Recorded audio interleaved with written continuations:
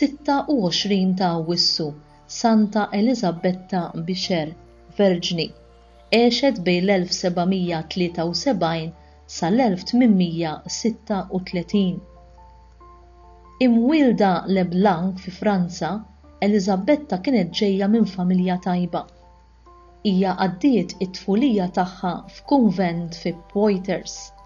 Matul il-perjodu tar-Rivoluzzjoni Franċiża, il-familja ta' Eliżabetta tilfu kull ma kellhom.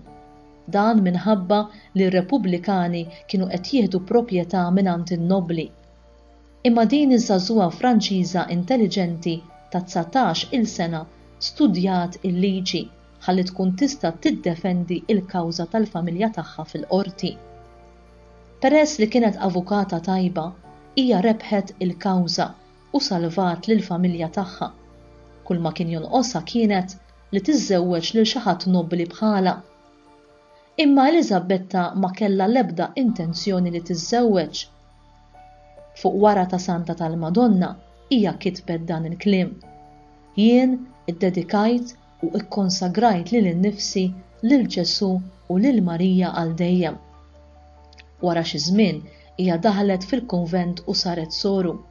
Fl-1806 bl-għajnuna tas-saċerdot Indri Fawnet li mbagħad ġie wkoll iddikjarat Qaddis, bdiet kongregazzjoni reliġjuża ġdida ta' nisa biex jieħdu ħsieb il-morda u l-anzjani, l-edukazzjoni tat-tfal u biex joffru riparazzjoni għadda u s-sagrileġġi kontra is-Santissimu Sagrament fi żmien ir-Rivoluzzjoni Franċiża. Il-konsagrazzjoni kienet ġiet rikonoxxuta uffiċjalment fis-sena 1816 u ingħataw l-isem ta' Daughters of the Cross u liet is-salib. Bħala tifla ċkejkna, l-aktar logħba li kienet tħobb tilgħab din il-qaddisa kienet dik li tibni kastelli fir-ramel. Ħafna snin wara hija kellha tieħu fuqha ir-responsabbiltà li tibni ħafna kunventi għall kongregazzjoni tagħha. Biex tiċċajta kienet tħobb tgħid: naħseb ix-xogħol tal-bini kellu jkun in-negozju tiegħi la darba bdejtu minn ta' età żgħira. Eliżabetta kienet lesta taffaċċja kull tip ta' periklu biex tgħin lin-nies. Darba sabet vagabond marit mixħud fl-istalla. Hija ġabitu fl-isptar tal-kunvent u għamlet kull ma setet miegħu sa ma miet. L-għada filgħodu il-pulizija ġew jgħidula li setet ġiet arrestata talli kienet għenet raġel kriminali. Eliżabetta ma kinitx tibża, qaltilhom: jien għamilt biss dak li kieku kont tagħmel int, hekk wiġbetu lill-pulizija. Jiena sibt li dan ir-raġel fqir u marit u ħadd ħsiebu sa ma miet u lesta li nerġa' ngħid dan il-kliem lill-imħallef.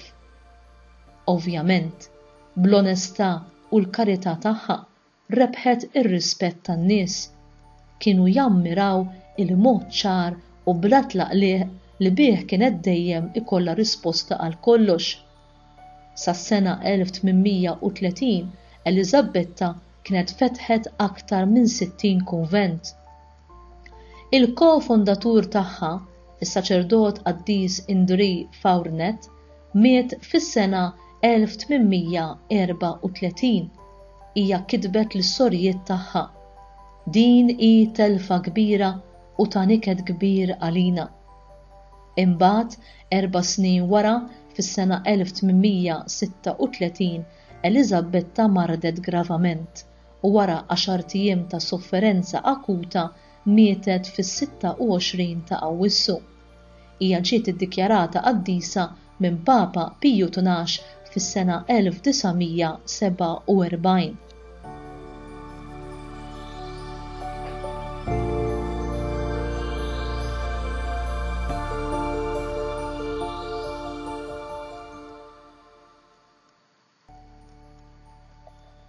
L-għaqal u l-kuraġġ ma jonqsux fil-qalb tan-nisrani u dawn huma riżultat ta' min jiddeċiedi li jwieġeb b'mod radikali għall-Vanġelu.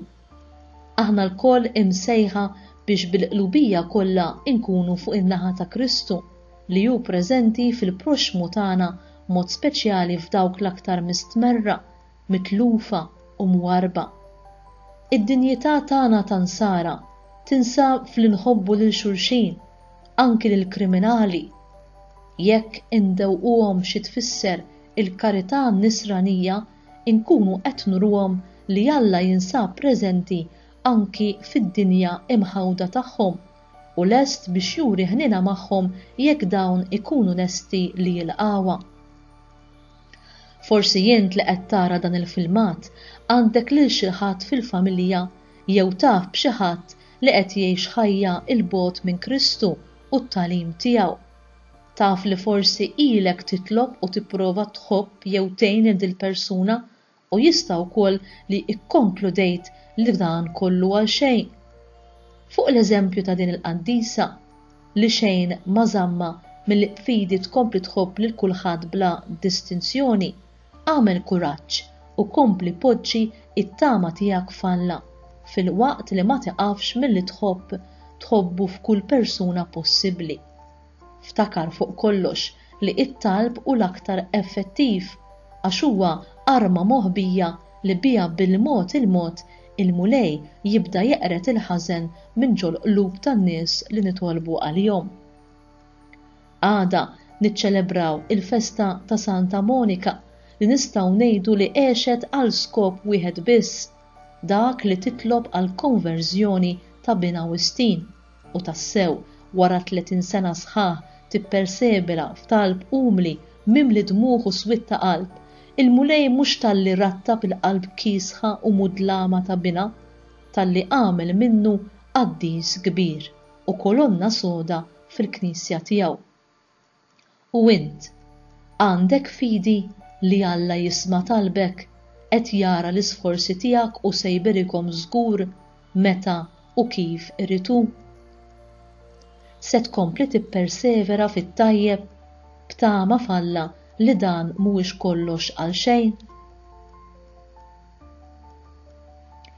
Dur bil-qalb lejn din il-qaddisa tal-lum u itlobha biex bl-interċessjoni tagħha taqlalek il-grazzji li għandek bżonn ħalli ma taqtax qalbek quddiem nies diffiċli u qlub nieqsa mill-imħabba vera ta' Alla. U l-mulej innifsu li qed jafdak persuni bħal dawn biex int iddewwaqhom mill-lajn tal-imħabba qaddisa li hi Alla nnifsu. Kuraġġ, Alla jinsab miegħek f'dan kollu.